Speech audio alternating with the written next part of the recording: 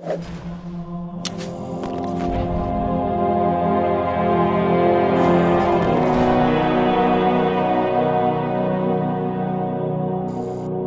is the awesome DLC map called Tempest. Hey, I'm Sam Jones and I'm a lead environment artist. I'm Rob Adams and I'm a lead environment artist. Mike Bilterman, I own Bungie.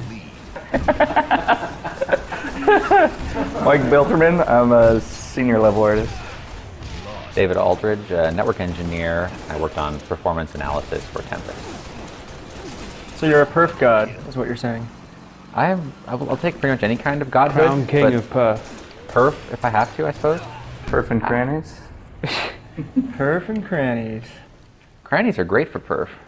So originally this map was called DLC Medium because it's the medium-sized map within a bucket of other 3 maps. It's not small, it's not big, it's just the right size, especially for killing red and blue dudes. And we knew that if we called it DLC Medium, that people wouldn't get attached to the name and we could change it later. Although Medium is an awesome name, I really like That's pretty cool. I grew pretty attached to medium. Dispassionate like me. The map is built to support optimally around 8 to 12 players. It's a bit too big for, say, 4 players, and it's a bit too small for 16.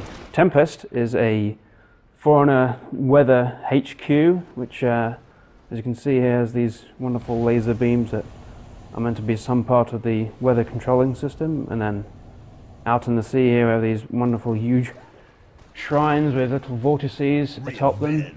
So in terms of the actual vegetative theme of the map, we have this kind of wonderful high Sierra, rocky, subalpine backdrop. We have these huge rocks with this kind of really visible diagonal strata that's meant to both lead the eye and also look pretty awesome. We tried to really separate the terrain into parts that were really, really distinguishable from each other so that anytime a player spawned or you're running around a corner, immediately tell where you are. I think it's more frustrating than spawning and having to whip the camera from left to right 3 or 4 times to figure out where you are. We really tried to focus on making one side dry and different and one side wetter and greener. So yeah, all that stuff just makes the map feel really grounded. We borrowed heavily from real geographic regions, Mirth, and the fiction behind the Forerunners is that they ran around and they collected samples from all over the universe and put these ecosystems together. Especially based much of the palette on Yosemite National Park in California. Yeah, actually the whole Sierra Nevada just gave us a lot of photo reference. The Tahoe area, Lake Tenaya in Yosemite, as Sam said, the Merced River. This river that you see down along the cliffs. I had 15 or 20 high-res photo references of the Merced River, and I tried to hit the exact color and the little foamy bits that you see in the water and the way that the waterfalls go in and the types of grasses that you see growing along the side.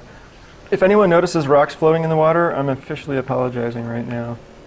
But rocks do float if they're full of air. They're actually made of pumice. Yeah. Well, grenades float, as we all know, so it seemed like that big of a leap. So we wanted to make this map play really well, and the best way to do that was to playtest the crap out of it.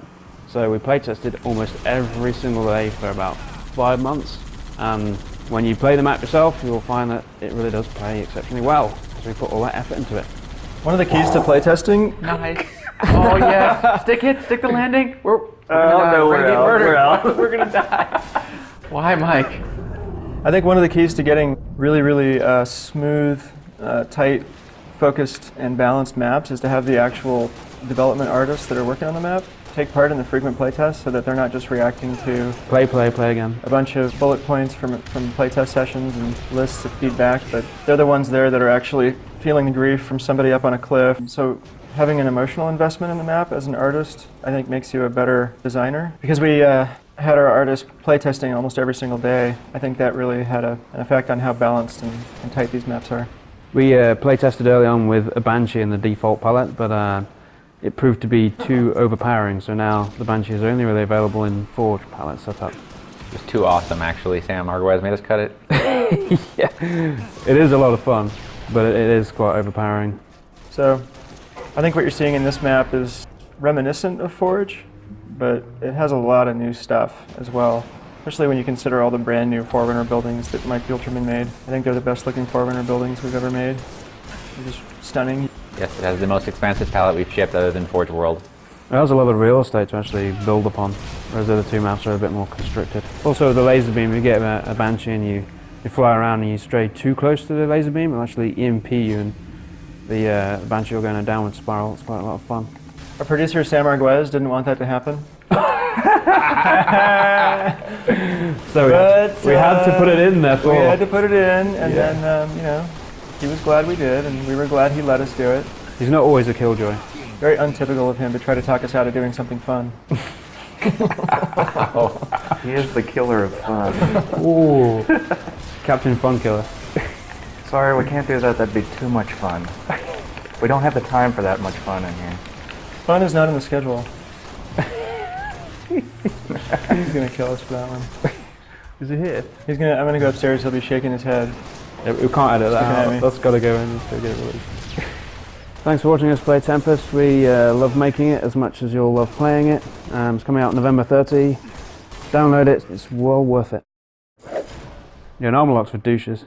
It really is. So we had to put it in there.